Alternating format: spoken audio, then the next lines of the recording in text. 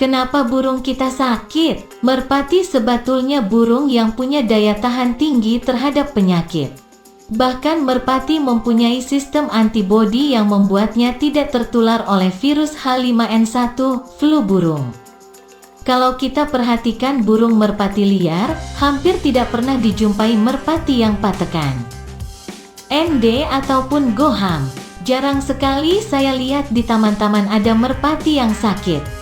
Bagi pemain merpati yang sudah lama, tentu ingat bahwa sebelum tahun 1980-an jarang sekali ada merpati yang sakit.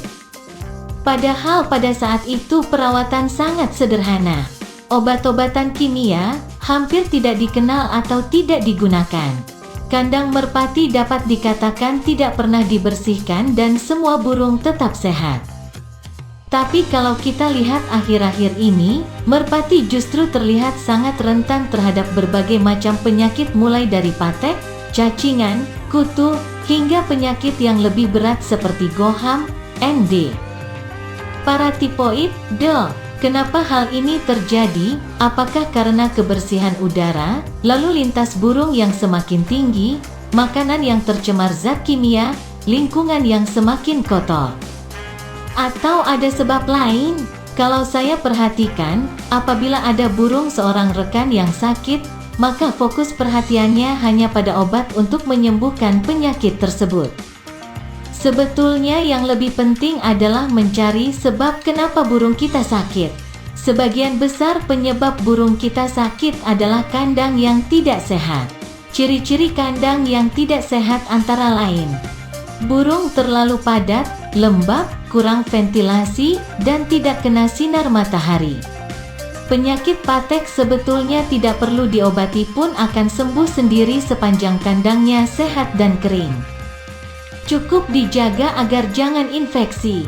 Agar sehat, burung harus kena sinar matahari minimal 30 menit setiap hari.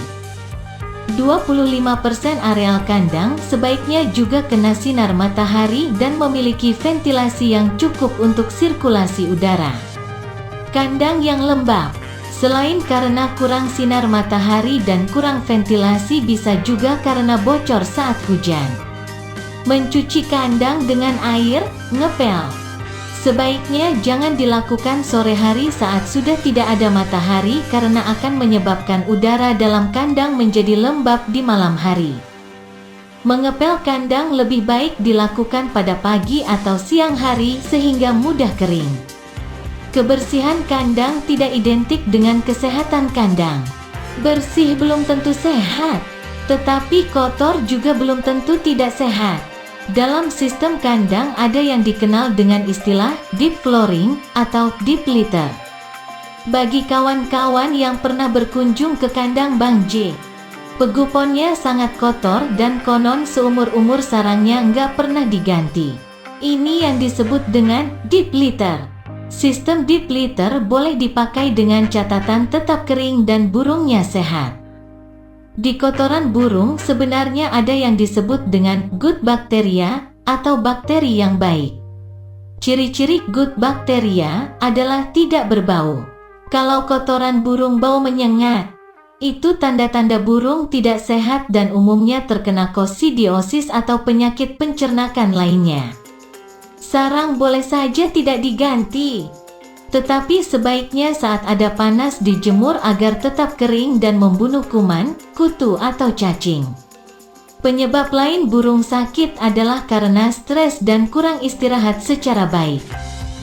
Stres bisa disebabkan oleh berbagai macam seperti latihan yang berlebihan, gangguan predator di kandang, kandang terlalu padat atau kandang yang tidak sehat.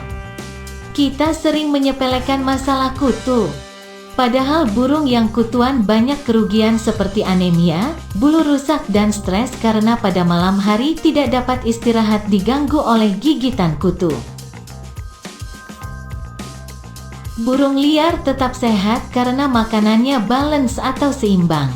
Burung yang dikurung beresiko makanan tidak seimbang, karbohidrat, protein, fat, mineral, mikromineral, vitamin. Oleh karena itu perlu diperhatikan makanan yang seimbang sesuai kebutuhan. Saat main, angrem, mabung, meloloh atau istirahat.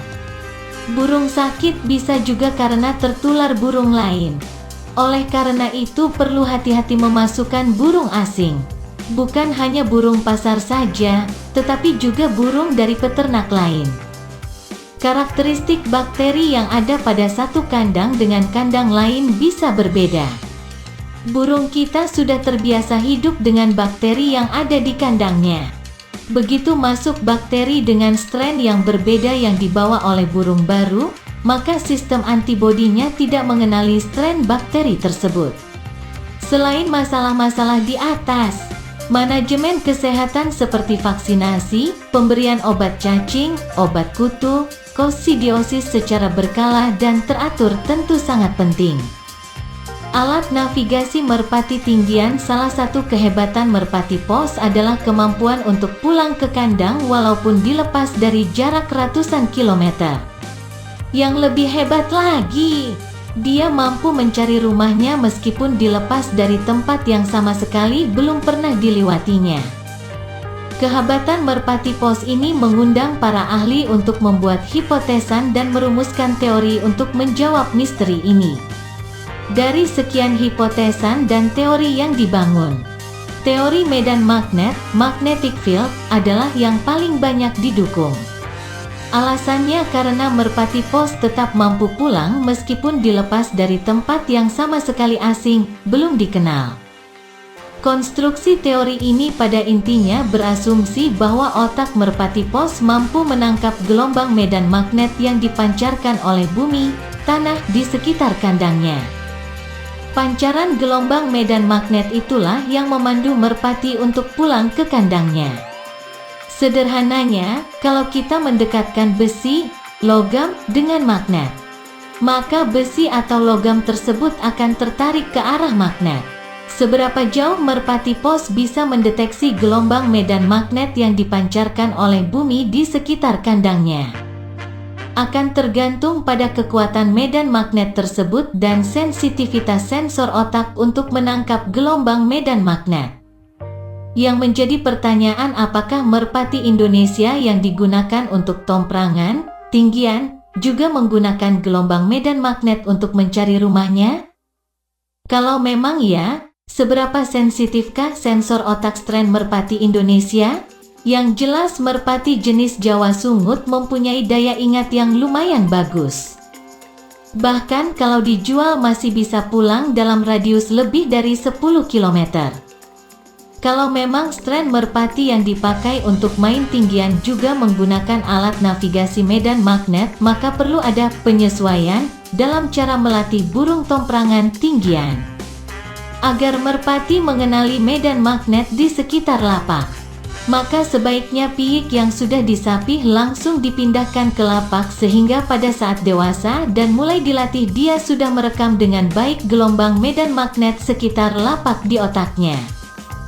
Dengan demikian, maka tingkat kehilangan akan semakin kecil dan kinerja burung akan lebih baik karena benar-benar mapan. Selain sensor otaknya juga tidak kacau, bingung.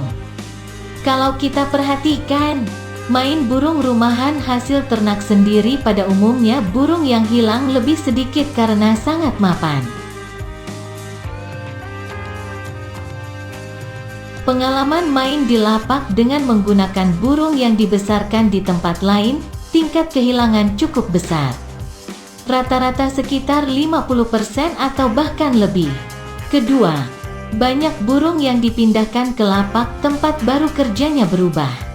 Mungkin saja ini disebabkan oleh adanya kekacauan dalam rekaman medan magnet di otaknya. Tapi di sisi lain, kita juga melihat ada merpati yang relatif mudah untuk menyesuaikan diri dengan lingkungan yang baru tanpa berpengaruh terhadap kinerja. Kenapa demikian? Observasi saya sementara. Kalau burung hasil ternakan di rumah dan dilatih di rumah yang sama sampai dewasa, maka akan lebih sulit untuk menyesuaikan diri di lingkungan yang baru.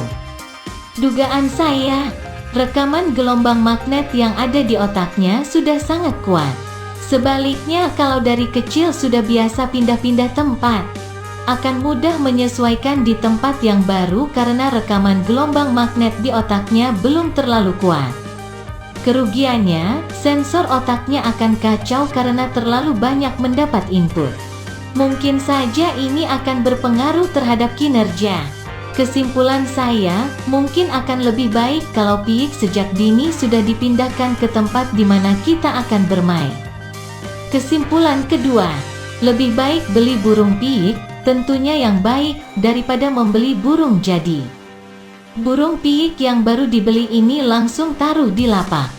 Sekedar pikiran iseng saja daripada bengong. Mungkin kawan-kawan bisa menceritakan pengalaman masing-masing sebagai bahan analisa. Semoga bermanfaat dan salam merpati LOVRS.